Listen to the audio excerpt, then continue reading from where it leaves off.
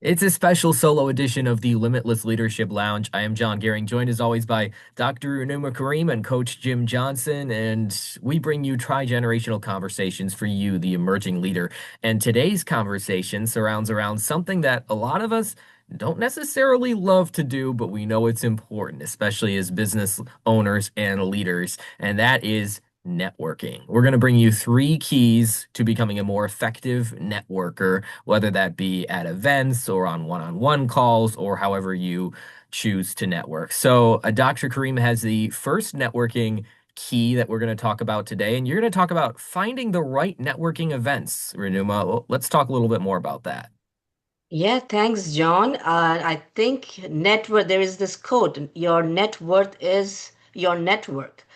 And that is why we need to find those right networking event or spaces where we can really have our purpose met. So not just randomly going to, like, there is in the Facebook, there is a networking event, you just guys come in and then you end up talking to people who are not adding any value to you.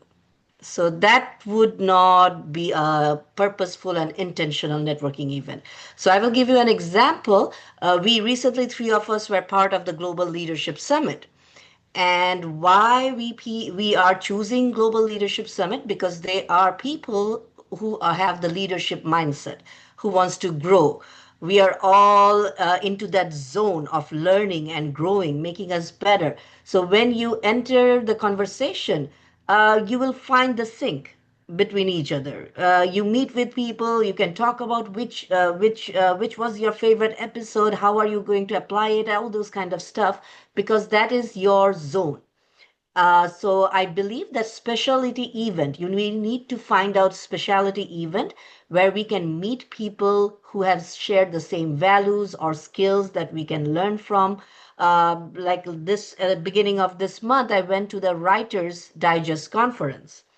And it was worth it because I know there will be writers, best-selling novelists, publishers, so all of them, and I get to make that group of people. I get to meet with those group of people, hung around, and we have a good friendship now.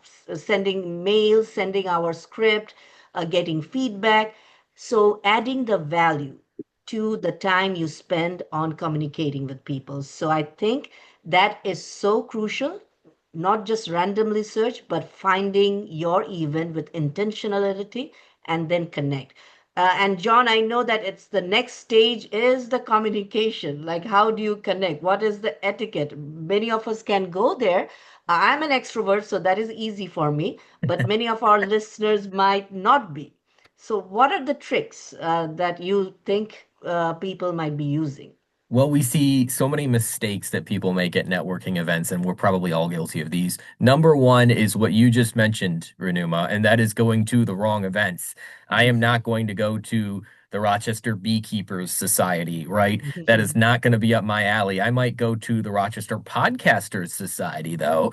So you got to choose the right events so you're not wasting your time or connecting with the wrong people. Then you're also wasting their time. And then the other piece of this, which is so important, is the best practices and the etiquette when you're at a networking event. A lot of people, a lot of young business owners, especially, I've been there before. We go to the events and we think we want to sell our services because this is why we're at the event. In fact, we have a goal. We're going to get 20 new leads from this networking event. So we go out and we pass out business cards and we tell people about all of the great things that we do for our business. But what we forget is that results don't come before relationships. Relationships are everything, and building relationships is a great opportunity at a network event, but you can also make a very poor first impression at lightning speed if you're the guy or the woman handing out business cards to everybody, clearly just trying to sell your services. So you have to remember that people are all going to those networking events for the same reason.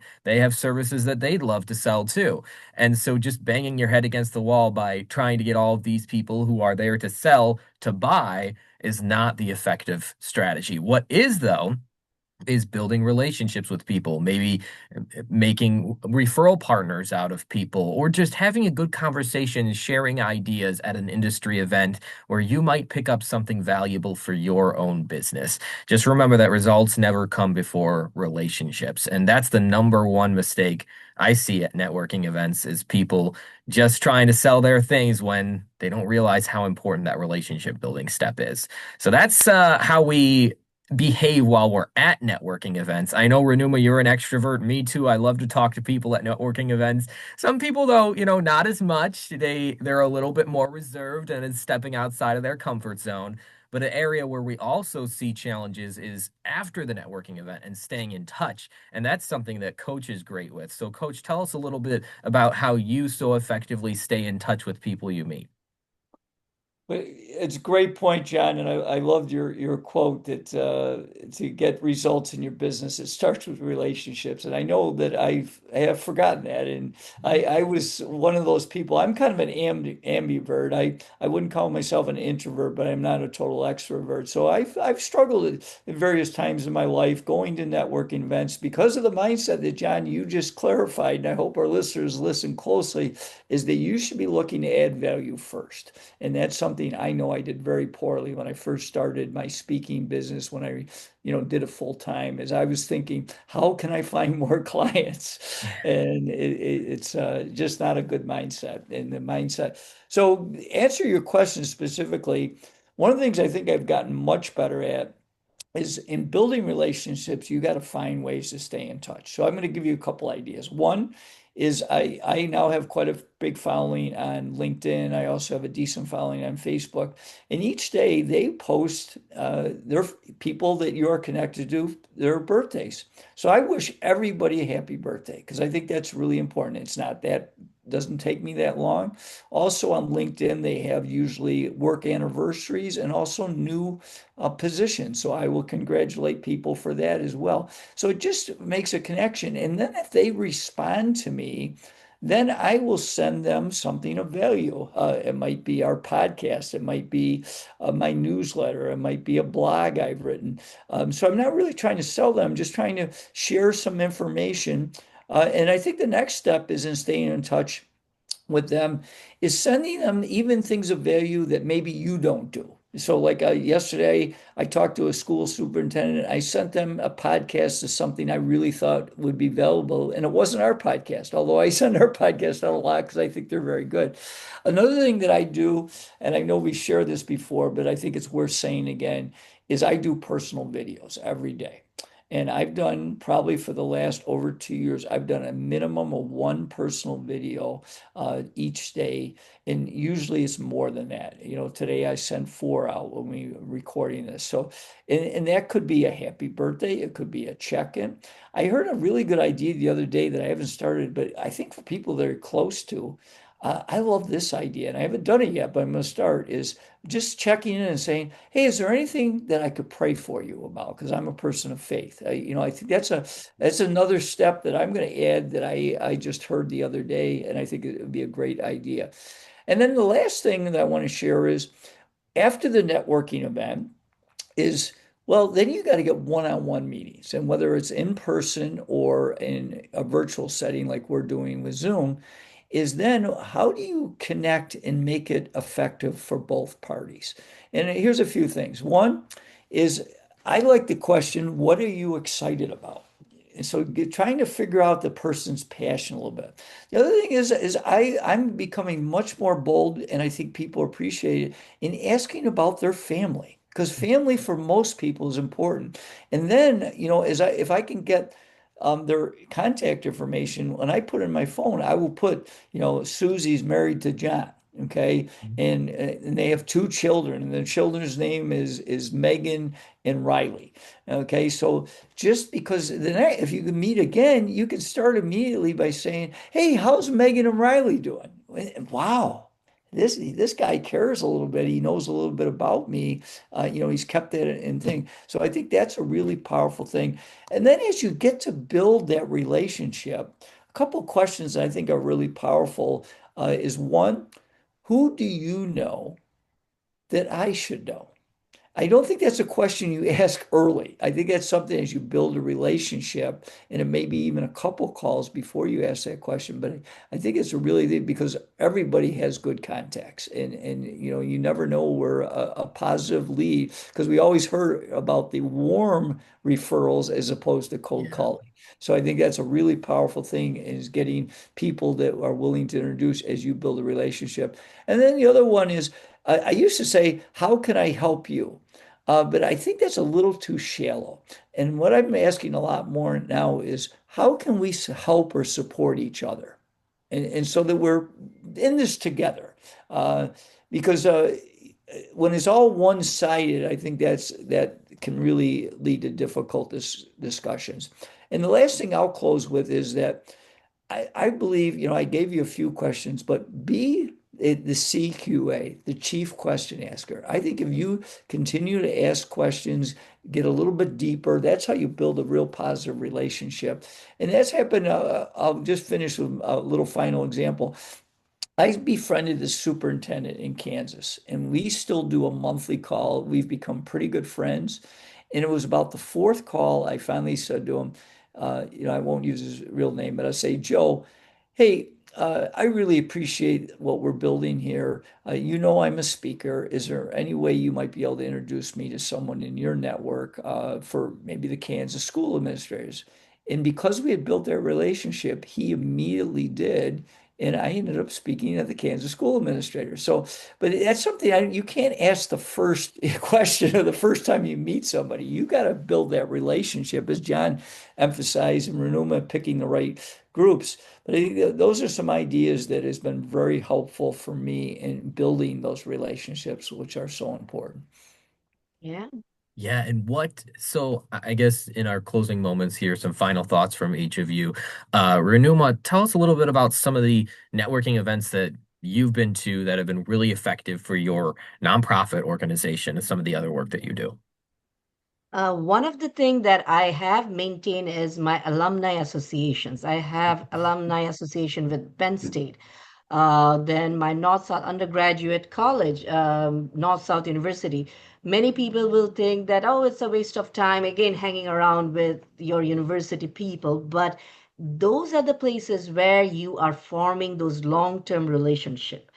And for my nonprofit, they are the one who always came up and helped me out with the fundraising, connecting with major people, major player in the field. So I would advise our listeners, like if you belong to any alumni association, attend the event because those are the places where you will find the right resources because they also trust you. You have that common relatability, like, oh, a Penn Stater, we go Lions, and all those kind of stuff. So we need those common ground. Another thing I have found out, always, even if it's a program or some meeting I have been invited to, being approachable, smiling, nodding, listening to when somebody is speaking, I know that I want to connect with that person. I will show that eagerness. I will reach out and talk to those people, and I have found out, and also speak out, make yourself seen that you have something to offer. And then in those sessions, people will find you out and then get you involved. So those are the things I think: approachability, smiling a lot, finding, getting connected with your alumni association. There's a one story when I was in college, I needed to connect with one top CEO who can be a part of our board of directors, but it was so hard to reach him out. And we found out that there was this opening of a bank where he will be attending. And despite, like, we were like 21 years old, we managed to get the invitation, being at that very boring banking seminar just to stay connected with those CEOs. So sometimes you have to strategize those elements to connect with intentionality. And at the end, I found a book very useful. It was Keith Ferrazzi's Never Eat Alone. Mhm. Yeah, So great if you book. guys can check that book out, I think it's a great resource. Great book. Yeah, Coach, any final thoughts? And then I do have one more point that I'd Yeah, like to bring to you. I'll just say that a couple things that number one, remember as you're building your network that you start to build an email list because I have quite a few followers, for example, on LinkedIn, but LinkedIn always changes what's going on. So I don't Mhm. have control of that, but you have Right. complete control of your email. So find ways that, like I have a newsletter and a blog, and we also have we'd love to see you sign up for our YouTube channel on the Limitless Leadership Lounge because those are ways that you can grow your list. And the last thing I'll say is if you do have access, like I've been a published author twice now, is I often will bring, if I meet somebody for breakfast or lunch, I'll bring them a copy of my book and I'll sign it for them, because Peter Thompson has been a guest a couple times on our podcast, always says that those types of little gifts, people usually don't throw out those. They may throw out a pen, but they're probably not going to throw out a book. Okay, so just a couple ideas with that. If you have a resource that is part of your repertoire, be willing to give first. So, Yeah, yeah. And I just wanted to emphasize how important this is because you might be listening thinking, well, you know what, my business is going okay, or I'm not a business owner. I don't really need to network.